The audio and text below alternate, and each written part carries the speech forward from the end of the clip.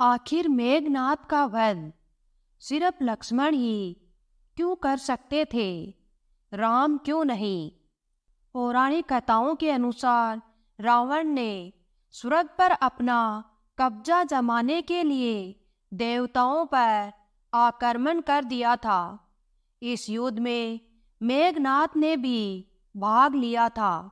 युद्ध के दौरान जब भगवान इंद्र ने रावण पर आक्रमण करना चाहा तो अपने पिता को बचाने के लिए मेघनाद आगे आ गए। मेघनाद ने इंद्र और उनके वाहन ऐरावत पर पलटवार करते हुए इंद्र सहित सभी देवताओं को परास्त कर दिया, जिसके बाद उन्हें इंद्रजीत के नाम से भी पुकारा जाने लगा। युद्ध जीतने के बाद मेघनाद जब स्वर्ग से निकलने लगे तो उन्होंने इंद्र को भी अपने साथ ले लिया। मेघनाद इंद्र को लंका ले आए तो ब्रह्मा जी ने मेघनाद से आग्रह किया कि वह इंद्र को मुक्त कर दे। मेघनाद ने ब्रह्मा जी का आग्रह ठुकरा दिया तो फिर ब्रह्मा जी ने इंद्र को छोड़ देने के बदले एक वरदान मांगने का वचन दिया।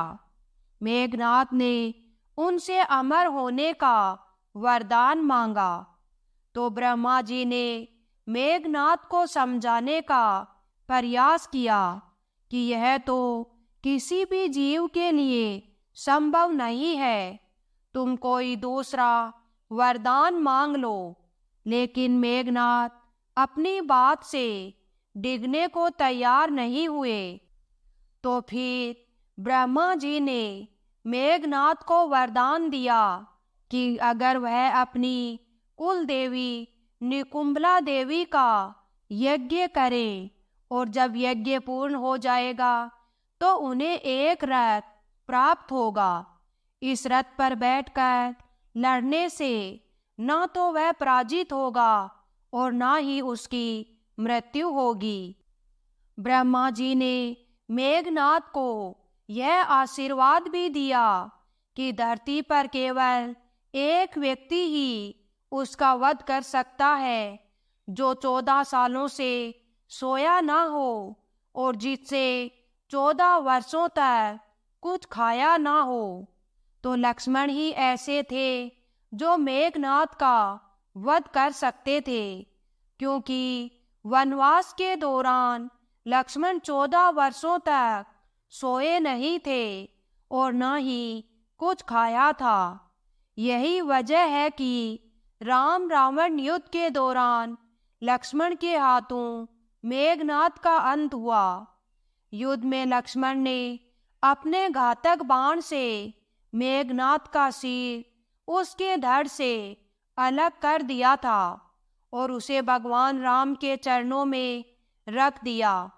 भगवान राम मेघनाद की पत्नी सुलोचना को यह संदेश भेजना चाहते थे कि उसका पति युद्ध में मारा जा चुका है।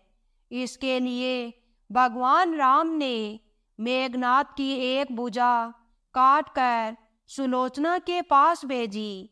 सुलोचना को अपने पति की मौत पर भरोसा नहीं हुआ।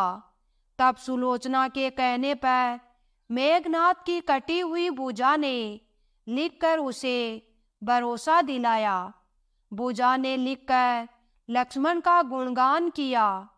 पति की मौत के बारे में जानकर सुलोचना शोक में डूब गई। उन्होंने कहा कि वह सती होना चाहती है। इसके बाद मंदोदरी के कहने पर सुलोचना श्री राम के पास पहुंची। उन्होंने श्री राम से कहा कि आप मुझे मेरे पति का सिर लौटा दीजिए ताकि मैं सती हो सकूं।